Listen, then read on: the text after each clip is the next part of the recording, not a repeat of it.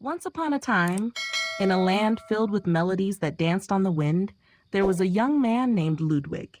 He lived in a small village surrounded by tall trees that whispered secrets of old songs to anyone who would listen. Ludwig had a special gift. His heart was filled with music. Even as a child, he could hear tunes in the rustling leaves, in the bubbling streams, and in the laughter of the village children. Ludwig's father was a stern man who wanted him to be a great musician, just like his ancestors. "You must practice, Ludwig," his father would say. "Practice makes perfect, and perfection is the only way." But Ludwig didn't want to be perfect. He wanted to create something new, something that had never been heard before. "Father," Ludwig would say softly, "the music I hear inside is different. It's like a story waiting to be told, but with sounds instead of words." His father would sigh and shake his head. "Music is meant to be played as it was written. Follow the notes, and you will be great." Ludwig would nod, but deep inside, he knew there was something more to discover. One day, while walking through the forest, Ludwig met an old man with kind eyes and a long, flowing beard. The man was playing a strange instrument, one that Ludwig had never seen before. The music that came from it was unlike anything he had ever heard. It was joyful, yet sad, simple, yet full of mystery. "Who are you?" Ludwig asked, his eyes wide with wonder. The old man smiled. "I am called Maestro, and I travel the world collecting sounds and stories. What you hear is the music of the world, woven together into a melody." Ludwig's heart leaped. "This is the music I have been searching for. Can you teach me?" Maestro looked at Ludwig thoughtfully. "I can teach you, but you must understand that this music is not learned from books or from practicing scales. It comes from the heart and the world around you. You must listen, truly listen, to everything." From that day on, Ludwig followed Maestro through the forests, over mountains, and across rivers. They listened to the songs of birds, the whispers of the wind, and the rhythm of the earth. Maestro showed Ludwig how to turn these sounds into notes and how to let them flow together to create something new. One evening, as they sat by a campfire, Maestro handed Ludwig a quill and a piece of parchment. "It is time for you to create your own music, Ludwig.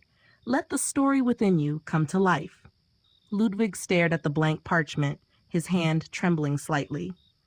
"But what if it's not good enough? What if no one understands it?" Maestro placed a gentle hand on Ludwig's shoulder. "Music is not about being understood by all. It is about expressing what cannot be spoken. Trust your heart and let it guide you." Taking a deep breath, Ludwig began to write. The notes flowed from his quill like a river, sometimes rushing, sometimes gently trickling. He wrote of the joy he felt as a child, the sadness of leaving his family, the wonder of the world he had discovered, and the deep love he had for the music that lived within him. As the night grew darker, Ludwig continued to write, the parchment filled with notes that danced and sang, telling a story that was both his and the world's. When he finally set down the quill, the first light of dawn was breaking through the trees. Ludwig looked at the parchment, now filled with his creation. "This is my symphony," he whispered, barely believing the words himself. Maestro smiled, his eyes twinkling with pride. "Yes, it is. And it is beautiful, Ludwig. But remember, a symphony is not just for the one who writes it. It is for the world to hear." But before Ludwig could share his symphony with the world, they heard a strange sound from deep within the forest. It was a low, mournful melody, unlike anything they had heard before. Ludwig and Maestro exchanged worried glances. "What is that?" Ludwig asked, his heart pounding in his chest. Maestro stood, his face serious. "That, my dear Ludwig, is a sound from the shadow woods. It is said that the woods hold a secret, one that can either bring great joy or deep sorrow to those who seek it." Ludwig felt a pull in his heart, the same pull he had felt when he first met Maestro. "We must go, Maestro. The secret of the shadow woods might be the final piece of the symphony." And so, without another word, they set off into the depths of the forest, the echoes of the mysterious melody guiding their way. As Ludwig and Maestro ventured deeper into the shadow woods, the trees grew taller and the air colder. The mysterious melody grew louder, wrapping around them like a dark, swirling mist. Ludwig's heart raced, but he felt a strange sense of calm, as if the music was leading him to something he was meant to find. After what seemed like hours, they arrived at a small clearing. In the center stood an ancient tree, its bark twisted and gnarled, its roots deep and sprawling. At the base of the tree sat a woman cloaked in shadows, her face hidden beneath a hood. She played a strange, haunting tune on a flute made of bone. Maestro stepped forward, his voice steady but filled with respect. "We have come seeking the secret of the Shadow Woods. We mean no harm." The woman paused her playing and slowly lifted her head, revealing eyes that shimmered with an otherworldly light.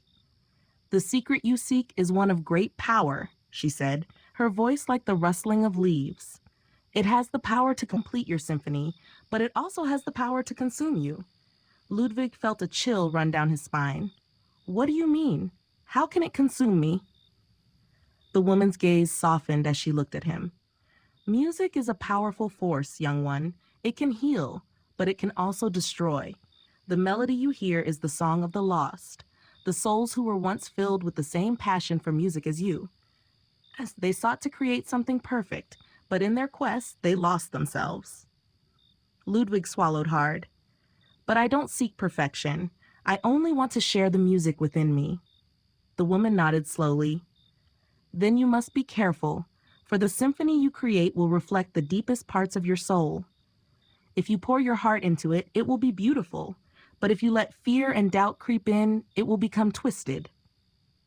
Ludwig took a deep breath, understanding the weight of her words. "I'm ready. I will create my symphony with all the love and joy I have, and I will not let fear take hold." The woman smiled, a faint and sorrowful smile. "Very well. But know this. To complete your symphony, you must first face the shadows within yourself. Only then will the music be true." With those words, the woman began to play her flute once more, and the melody filled the clearing surrounding Ludwig. He closed his eyes and let the music wash over him. It was as if the sound was peeling away the layers of his soul, revealing the deepest corners of his heart. He saw memories of his childhood, the joy of discovering music, the pain of his father's stern expectations, and the wonder of his journey with Maestro. He felt the love he had for the world and the fear of not being understood. But as he faced these emotions, he also felt something stronger, his unwavering belief in the power of music. Ludwig opened his eyes, and the woman was gone. The clearing was silent, but in his heart, a new melody had begun to take shape. It was the final piece of his symphony, born from the shadows but filled with light. He turned to Maestro, who had been watching quietly. "I understand now," Ludwig said softly. "The symphony isn't just about the notes or the melody. It's about embracing everything I am, the light and the dark, the joy and the pain. Only then can it be complete." Maestro nodded, pride shining in his eyes. "You have learned the true essence of music, Ludwig. Now it is time to bring your symphony to life." They returned to the village, and Ludwig set to work, pouring his heart and soul into the final movement of his symphony. The music flowed from him like a river, filled with the wisdom of his journey and the power of the secret he had uncovered. When the symphony was complete, Ludwig gathered the villagers together in the town square. They sat in anticipation, eager to hear the music he had created. As Ludwig raised his baton, he felt a sense of peace wash over him. This was his gift to the world, a story told through sound. The symphony began, and the music soared through the air, carrying with it the joy, sorrow, love, and hope that Ludwig had poured into it.